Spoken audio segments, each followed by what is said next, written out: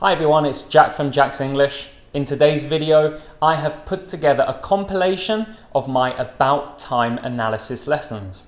About Time is a wonderful movie full of fantastic language that you can learn from.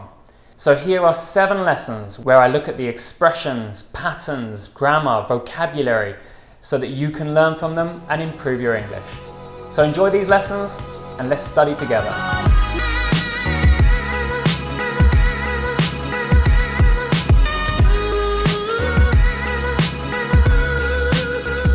In today's lesson, we're going to learn 3 expressions. So before I teach anything, let's start with the clip and you'll see the 3 expressions in use.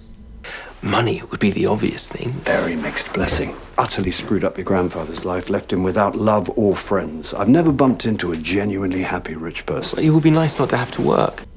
The first expression today is where the father says, a very mixed blessing. Very mixed blessing. Very mixed blessing. This simply means that there are advantages and disadvantages of something. But we usually use this expression when we receive something very positive, like you inherit a house, a car, you get a new job. These are seen as positive things, but they have some disadvantages as well. Let's look at some common examples. Getting that job was a mixed blessing. Now, of course, we can see getting a job must be a good thing, but perhaps in this case, I have to work very long hours in my new job. So yes, there's the advantages, but there's also disadvantages as well. The second example is inheriting the house was a mixed blessing. Again, it's a positive thing, it is a blessing, but it's mixed because there are disadvantages as well. In this case, perhaps I got a house which is great, but it needs a lot of work done on it as well. So today's first expression is a mixed blessing, meaning that there are advantages and disadvantages of something. The next thing I want to look at today is the adverb utterly. The father said, it utterly screwed up your grandfather's life. Utterly screwed up your grandfather's life. Now, screw up firstly means ruin. So it utterly ruined your grandfather's life. But I want to look at utterly because it's very common in the British language and it means totally or completely. But most of the time we use utterly in a negative sentence, something with a negative meaning, and it emphasizes or exaggerates the negative meaning. So let's look at an example. You utterly wasted that opportunity. Obviously, this is negative, to waste an opportunity, and utterly, you totally wasted that. The next example is he looked utterly ridiculous. Now again, ridiculous has a negative meaning. In this case, we're talking about his appearance. And utterly exaggerates that, so he looked totally ridiculous, completely ridiculous. So as I said, utterly means totally or completely. We usually use it in the negative meaning, but sometimes you may hear it in the positive ways. For example, utterly wonderful. But as I said, most of the time, this is a typical example. The final thing I want to teach you today is this phrasal verb, bump into. The father said, I've never bumped into a genuinely happy rich person. I've never bumped into a genuinely happy rich person. So what does bump into mean? Bump into literally means to contact someone while you're walking. So, you're in a busy street and you get hit on the shoulder. That's bump into someone. But that's not the meaning here. Bump into is usually used meaning to meet someone unexpectedly. Simply to meet someone unexpectedly. So if you imagine you're in a shop, a pub, in the supermarket, and you meet an acquaintance, a friend, a colleague, without expecting, then that is to bump into them. So let's look at some examples. I bumped into an old friend in the market. So you can imagine I'm shopping in the market, no intention to meet someone, but then, oh, it's my friend. So we bump into each other. The next one, we seem to bump into each other a lot. Again, imagine You keep bumping into an old friend. You keep meeting them unexpectedly, so you exclaim like this. We seem to bump into each other a lot. So this is a very common phrasal verb, and as I said, it's usually meaning to meet someone unexpectedly. So that's our first lesson, looking at the movie About Time. We learnt 3 things today. Number 1 was the mixed blessing, which means that there are advantages and disadvantages from something. Then we learnt the adverb utterly. Utterly means completely or totally. Finally, we learnt the phrasal verb bump into, which means that you meet someone unexpectedly.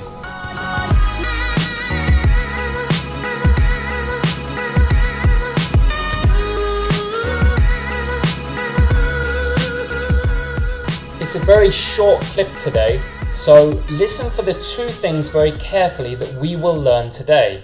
Number 1 is out of the blue. Number 2 is dodgy. These are the 2 expressions that we're going to learn today, so listen carefully to the next clip. Until, out of the blue, on a dodgy night out with Dodgy J, something miraculous happened. It's a very quick clip, so let's listen to it one more time before we start studying. Until, out of the blue, on a dodgy night out with Dodgy J, something miraculous happened. Our first expression today is out of the blue, and this means unexpectedly or without warning. In the clip we just saw, if we take out the middle section, he said, out of the blue, something miraculous happened. Out of the blue, something miraculous happened. So he means that something amazing happened unexpectedly.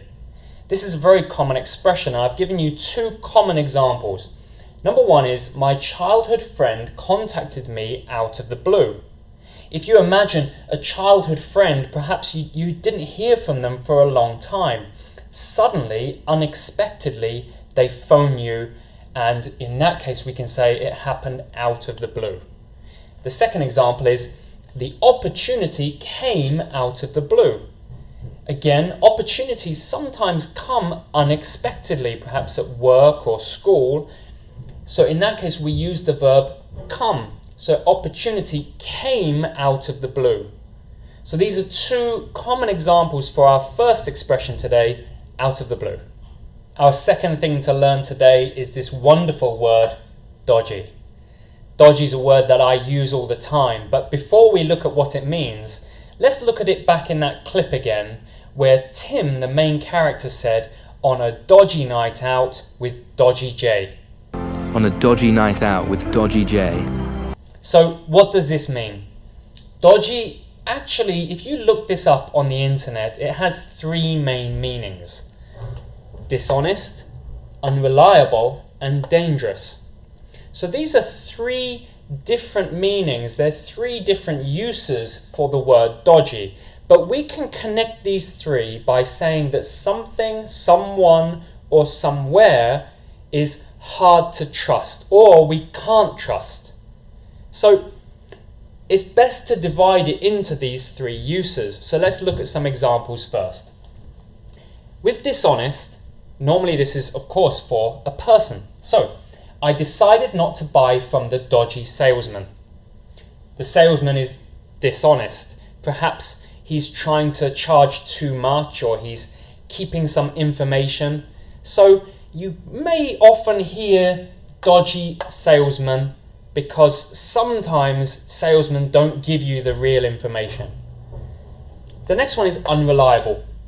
My phone's battery is dodgy. It keeps disconnecting.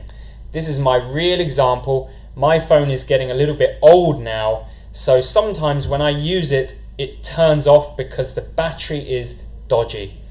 I cannot rely on my battery. The third use is dangerous. This is normally for a place. That street is dodgy at night. The street is dodgy at night. That means that street is dangerous at night.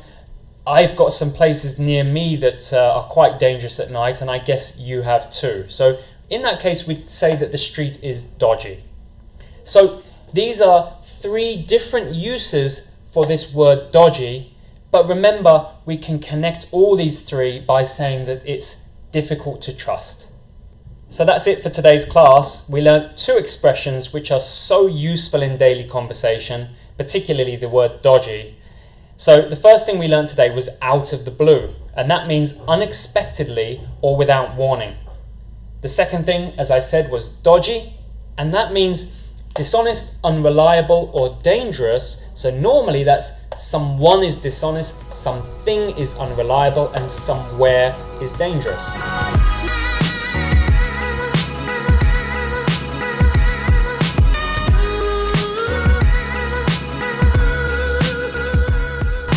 So, as always, let's start with the clip first, a fairly short clip where Tim is suggesting to Mary that they should leave the party and go and get a bite to eat.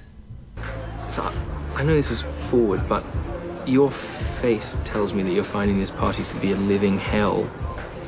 So, I just wondered if you might come and have a bite to eat with me instead. So today, let's just start with the vocabulary first. So the first thing we're going to look at is the word forward. And this is where Tim says, I know this is very forward, but... So, I know this is forward, but... So the word forward means to be very bold or familiar with someone. So let me give you an example.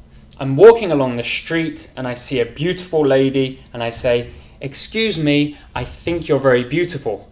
Now, this is really bold of me and very familiar with someone I don't know very well. So in this case, we would say that I am very forward. Now in the clip, Tim says, I know this is forward, but, and he's being forward, very bold with someone because he doesn't know her well, and immediately he's suggesting, let's get out of the party and get a bite to eat. So that's our first word for today is forward.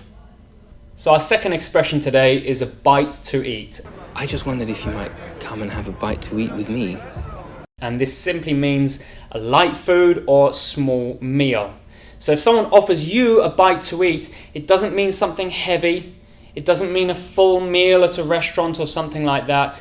It would probably be something like a sandwich or a snack. So I think in this case, Tim is offering Mary to go for a bite to eat, and probably that means they'll go to a cafe, not a full restaurant, just for some light food. So that's our second expression today, a bite to eat. So now on to the main part of today's class. So I want to look at this structure here to find something adjective. And this comes from the second line. It's quite a complicated line where Tim says, your face tells me that you're finding this party to be a living hell. Your face tells me that you're finding this party to be a living hell. So, as I said, it's quite a long, complicated sentence, but we're going to simplify it and I'm going to give you a very common structure that we use day to day. So to find something adjective, and this is used to emphasize that something is just your opinion. Okay, so let's look at a comparison. You can say, I found the class boring. Or you can say, the class was boring. The class was boring is like a fact, whereas I found the class boring is emphasizing it's just my opinion. Other people maybe found the class interesting, but just me, I found it boring. So we're emphasizing opinion. Let's look at some examples. The first is the common question. How did you find the exam? How did you find the exam? Now, a lot of students can see find and think it means to look for something and find it, but that's not what we're using here. We're using it as an opinion. So perhaps we could answer this question and say, I found the exam hard. Just my opinion, I found the exam hard. So the next sentence is, I found the movie a bit long. Now, a great example of this is Lord of the Rings. Now, for me, I love this movie. So I find the movie perfect length. In fact, I want even more. But I think quite a lot of people found Lord of the Rings a bit long. I think it's 3 hours and 3 movies. So it's a lot of movie to watch. The next one is, I find group classes more effective. So again, emphasizing just my opinion, I find group classes effective, but maybe other people find one-to-one classes more effective. So our main structure today that I want you to take and use in your day-to-day conversation is find something adjective. That's everything I have for you today. We learnt 3 things. Firstly, the word forward, which means to be very bold or familiar with someone. Secondly, we learnt bite to eat, which is just an expression meaning a small amount of food or a small meal. Thirdly, we learnt this structure here, find something adjective, which really emphasizes that something's our opinion.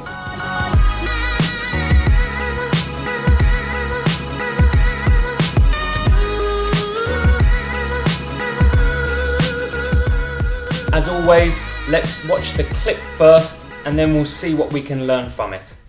But even if you didn't have the nice face, and even if you had absolutely no hair, because of some bizarre medical reason, I'd still adore you. Okay, let's start simple today with the vocabulary bizarre. Bizarre.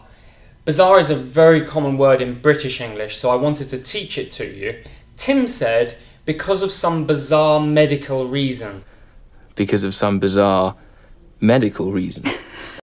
So, firstly, the meaning of this is simply very strange or weird. It has exactly the same meaning as those words, and it's a very flexible word. Now, before I show you some examples, I just want to point out this here, the I, is not I, it's actually the schwa sound. You can see my other video about the schwa. So this is not bi, it's b. Bizarre. Bizarre. So don't say bizarre, it's bizarre. So let's take a look at some examples. There was some bizarre behavior at work today. Bizarre behavior. Some very strange behavior. That was a bizarre movie you recommended. Again, strange or weird movie. It has exactly the same meaning. So bizarre is very common in British English and we use it in so many situations, you know, bizarre book, movie, situation, behavior. There's so many cases, even bizarre person. So try using that next time you want to say strange or weird. So that's our first thing that we're going to learn today, the word bizarre. Okay, so let's get into the main part of today's lesson. What I want to look at with you today is the use of even if. Now, this is what Tim used a lot in this one clip. And I get a lot of questions from my students about even if, even when, and even though. Now, I will make a video about that whole subject in the near future so that you can understand better. I think it's a very interesting lesson. But for today, let's just focus specifically on Tim's use of even if. So before we look at that, I want to point out something about this example. Let's read it first. Even if you didn't have a nice face, and even if you had absolutely no hair, I'd still adore you. Now, as I said, I want to point something out first. Notice, didn't, it's past, had, past, and then here, would. It's I'd, which is the contraction of I would. This means it must be the second conditional. Now, don't worry too much about that. But when we study this together now, just keep in your mind that this is an imagined situation now, which is why we use second conditional. It's the opposite of reality. So just keep that in mind. So what does even if mean? Even if means, as you can see here, that something is surprising and it's against what we expect. So if we look at this example, we have two situations, two conditions. Even if you didn't have a nice face, so not a nice face, you had absolutely no hair, so this girl has not a nice face and absolutely no hair, What do we expect in that situation? We expect that he's not attracted. That's what we expect. That's probably the normal case, that he's not attracted to her. But he says, I would still adore you. So it's the opposite of what we expect. So that's Tim's example sentence. That's what he used in that clip just then. And now I'm going to show you some examples so that we can understand how to use even if in our daily lives. So I've prepared some examples. Let's take a look at them now. But before we look at the whole example, let's use these to compare what's expected and unexpected. So if we look at the first one, even if I won the lottery, I wouldn't buy a house. Now, in this situation, win the lottery, what do we expect? I think we expect that we buy a house, maybe buy a car, maybe go traveling. That's what we expect. But in this example, it's unexpected and it's surprising. So we must use even if. It's the opposite of what we expect. Even if I won the lottery, I wouldn't buy a house. How about the next one? Even if I had more time. Well, let's think about this situation. Have more time. What do? Probably we use it to study or exercise or do something productive. But this is the opposite of what we expect. So even if I had more time, I wouldn't study for class. So it's the opposite of what we expect. This is always the case when we use even if. Now, as I said to you before, there are a lot more things to talk about, even if, even when, and even though, but we're just going to focus on this one today. And so hopefully you can understand it in this context. And even if means something is surprising, it's against expectation, or we can say it's the opposite of what we expect. That's everything I have for you today. We learned two things today. Firstly, the word bizarre, which is a very British sounding word, and it means to be very strange or weird. The next thing we learned was even if, and this was to introduce a situation and action that are the opposite of what we expect and surprising.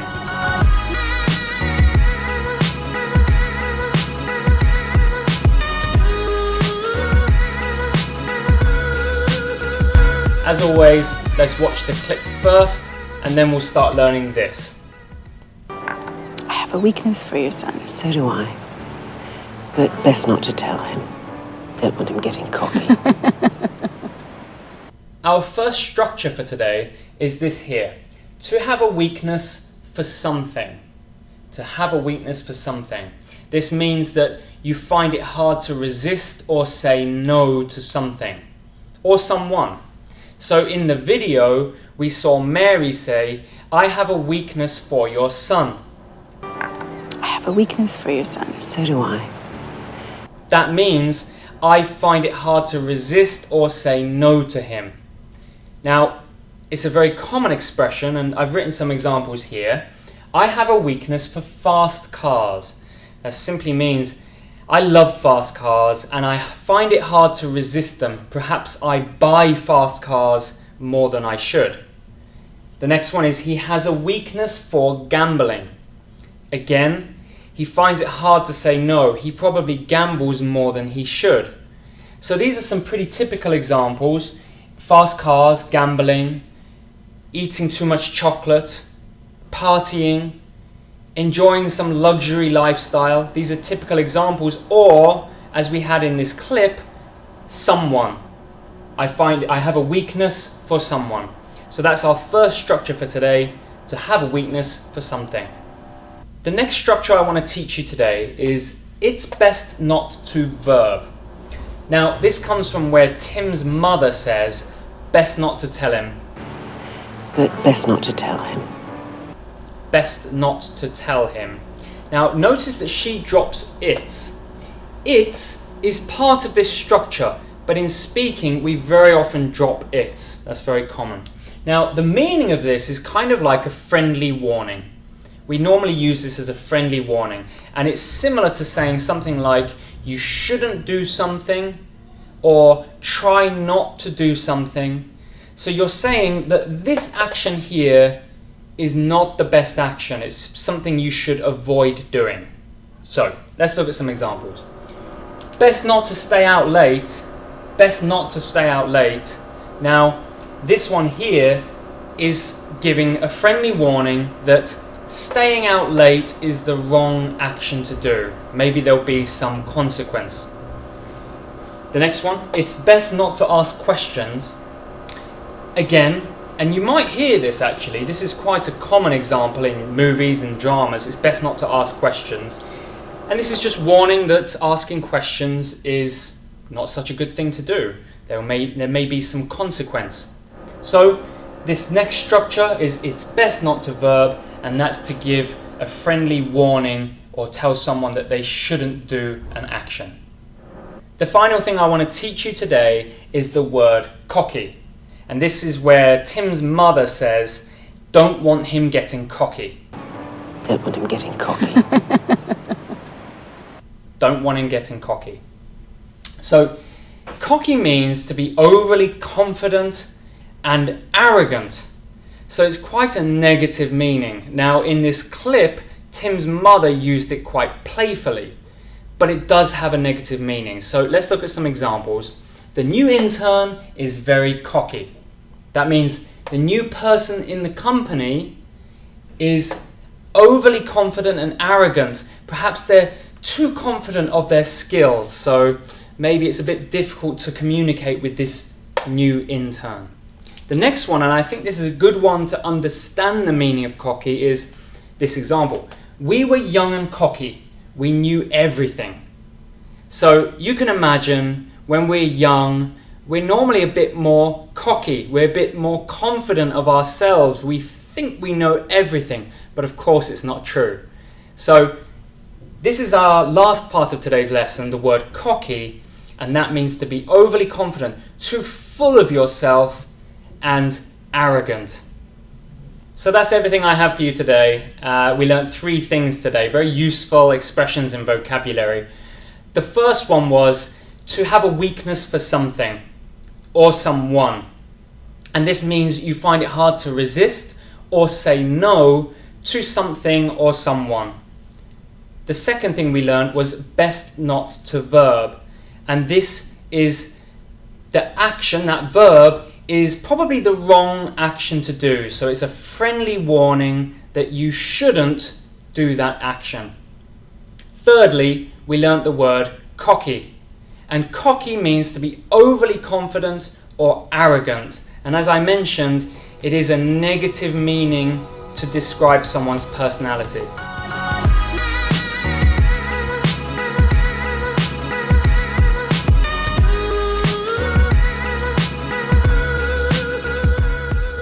In today's clip, we're looking at a scene where Tim's sister Kit Kat is in the hospital. She's in very bad condition.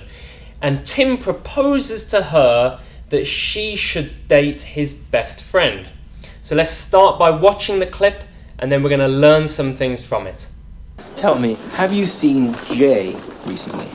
You're Jay. He just popped into my head. He's always had a crush on you. Really? Yeah. Weird. Thinking of asking him to dinner. Are you free? Might be. Might have to freshen up a bit first. The first thing to learn today is where Tim says, he just popped into my head. He just popped into my head. Now this means that an idea or thought forms in our mind suddenly. And this is very common. We suddenly have ideas or maybe a memory or a thought that just pops into our mind. So here's an example. A new idea for my YouTube channel popped into my head last night. This is true. It did. I was laying down on my bed and a new idea popped into my head for my YouTube channel. So I'll upload that idea very soon. Hopefully it becomes a reality. The next one is, I couldn't remember her name, but it suddenly popped into my head later. So I couldn't remember it at that time, but then later on, suddenly that memory or thought formed in my mind. So that's today's first expression, to pop into one's head. The next thing I want to talk about is crush, to have a crush on someone. And this is where Tim says he's always had a crush on you. He's always had a crush on you. Now I think you're familiar with this expression, but there's a few things I want to talk about. So firstly, to have a crush on someone means to be attracted to them. We usually use the word have, the verb have, with crush, and then you always need to use the preposition on to introduce who you have a crush on. So let's have a look at this example. I've had a crush on you for ages. I've had a crush on you for ages. This means a long time up to now, and this expression here for ages means a long time. We use this a lot in Britain, British English. The next example is she used to have a massive crush on her science teacher, a massive crush, a very big crush. And notice here, she used to. What does that mean? That means she doesn't anymore. She had a crush on her science teacher, but no longer. Finally, let's look at the phrasal verb freshen up. In the movie, Kit Kat says, might have to freshen up a bit first. Might have to freshen up a bit first. Now, freshen up actually has two meanings. And firstly, we'll focus on the meaning in the movie, which is used for people, to freshen up. Now, when we talk about people, we talk about us freshening up. It means that we are reviving ourselves by washing or changing into new clothing. So if you imagine you feel perhaps dirty, or you've been in the same clothing for a long time, so you want to revive and make yourself fresh and look good, then you'd use the phrasal verb, I need to freshen up. And this is what Kit Kat meant. So my example, I need to freshen up for the party tonight. Perhaps I need to take a shower, do my hair, change my clothing. These things will allow me to freshen up and feel ready for the party. Now, the other way we can use freshen up is for things or spaces. So we use this very similar way, but it means to make somewhere or something look new again. So I need to freshen up this room. It's looking a bit old. If you imagine you've got a room, the living room for example, and it's looking a bit old, a bit tattered, then you'd say, I need to freshen it up. Maybe paint the walls, change the furniture. That will freshen up that space. So that's our last thing to learn today, the phrasal verb, freshen up. So let's conclude this lesson. We learnt 3 things today. Number 1, to pop into one's head. This means for an idea or thought to suddenly form in your mind. Number 2 is to have a crush on someone. You know this one means to be attracted to someone. And then finally we learnt the phrasal verb, freshen up. Freshen up has 2 meanings, remember. Firstly, for people, we freshen up to revive ourselves, probably have a shower or change our clothes. Or we can use freshen up for things or spaces, and that means to make it new again. So if I freshen up a space, a room, then I'm making it back to a new condition.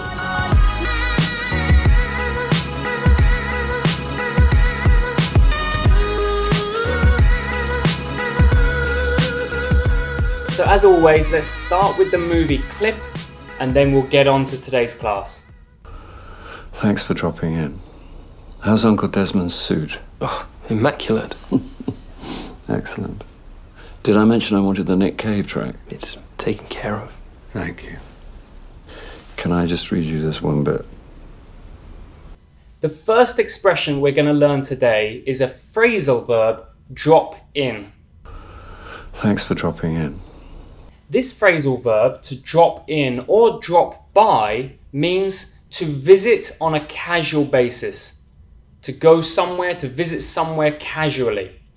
So it doesn't mean that you have an appointment. It doesn't mean it's a big deal. It's just a casual, quick visit. So let's look at some examples to show this. I'll drop in at the weekend to lend you the books.